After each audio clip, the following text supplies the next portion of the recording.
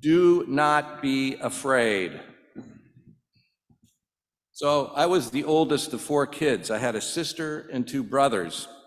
Sometime around the time I was 10 or 11, I think, my parents decided that it might be okay to leave me alone in the house by myself. Once they'd made that decision, I got kind of puffed up and proud because I figured I had come of age. I was old enough to be alone in the house. And I told myself and my siblings and my friends all about it. Well, the day came when my parents actually did leave me alone. And I have to tell you that at that point, I lost all my pride. I got scared, and every little sound in the house when I was alone there made me even more scared. And so I went downstairs and hid from everything. When my family came home, I couldn't even be coaxed to open the door for them. Well, the truth is that I outgrew that fear stage pretty quickly, but I did suffer from it while I had it. And to this day, I still get a little touch of it when I enter the home when it's dark and cold. You ever experience anything like that? Yeah? I think it's a little more common than we might think. In fact, I was talking to somebody last night and he said, yeah, I'm afraid to go in the house alone at night. Well, today Jesus tells his disciples to fear no one. And he goes on to say it 3 times. Fear no one. Do not be afraid. And then for good measure, he says it again. Do not be afraid. I think he really wants us to understand that in the long run, he does not want his followers to be afraid. And it's clear that the disciples are afraid. In today's gospel, Jesus is preparing his disciples to go out 2 by 2 to preach and teach about the kingdom of God by themselves. And it's obvious that they are worried and afraid and that they do not want to be released on their own. Now, up to this point, Jesus has been leading them around and he's been doing all the preaching and teaching. Of course, the disciples have been there too, but it's been Jesus's show all that time. And now he's turning it over to them as he's aware that his own personal mission is drawing to a close, and it's going to be up to the disciples to carry on once he has left. And so the disciples are afraid. And they're not just afraid of going on their missions, they're actually afraid that their missions will lead to their deaths, their martyrdoms, that they'll be killed for the sake of the gospel that they'll be preaching and teaching. And the disciples, in spite of all their relative ignorance and inexperience, well, they weren't stupid. And they knew that the odds were high that they'd be slandered and persecuted just like Jesus was. And they had seen the people in his hometown of Nazareth assemble to throw him off a cliff.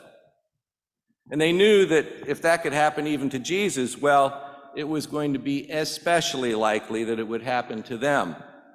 And so Jesus tells them that he does not want them to be afraid of those who can kill the body but can't kill the soul.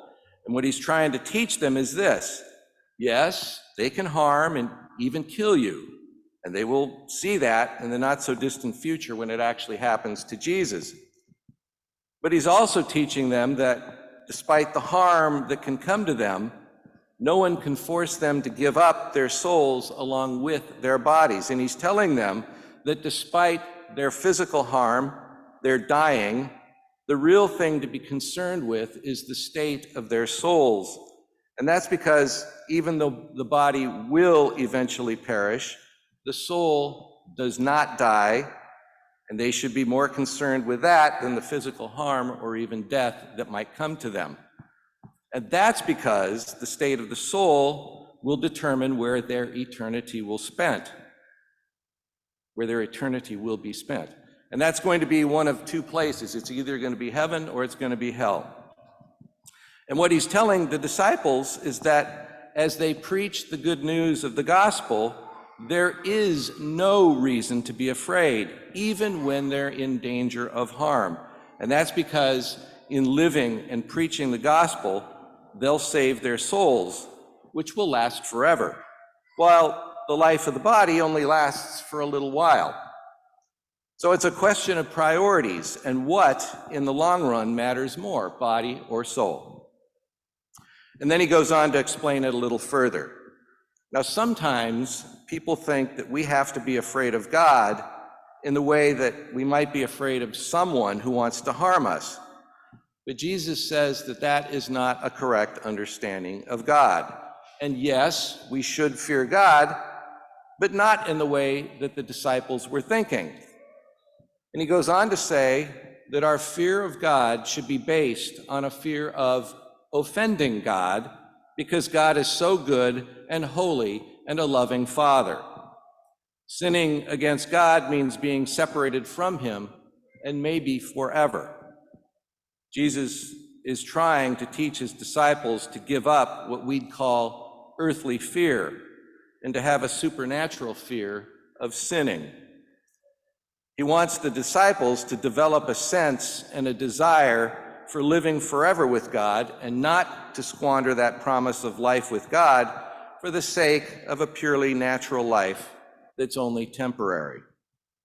And then he goes on to make sure that they realize that they are not just creatures of the Creator, but that they are children of a loving Father. And he uses the example of birds, of sparrows, and he goes on to say that we are so much more valuable than sparrows, which God knows everything about and really everything that happens to them. Now, no matter what happens to us, no matter at all, God knows about it in advance. God is aware of it, and it's all part of God's divine plan. And this is where the mystery of it all enters, because God's ways are usually not our ways. And we all know times in our lives when we're very afraid, especially when bad things happen to us, and we wonder how God could let it all happen. Well, Jesus doesn't explain it so much as describe it, and then with his own resurrection, he proves it. But in the meantime, he advises his disciples to guard their souls, to be courageous in the face of hardship and suffering and death, and to not be afraid. Because God's promise to us is life with him after death, and it's our choice to either accept it or reject it. Well, at least here, in this time and place, we don't typically live with the threat of serious harm and even martyrdom from living out our faith. And for that, maybe right now, the consequences of the paths that we choose to follow may not be as obvious as they would have been in Jesus' time. But his instructions are still just as relevant today as they were then. Stay close to and live and share the gospel, rely on God, and act as though today could be our last. And when we do that, we have nothing to fear.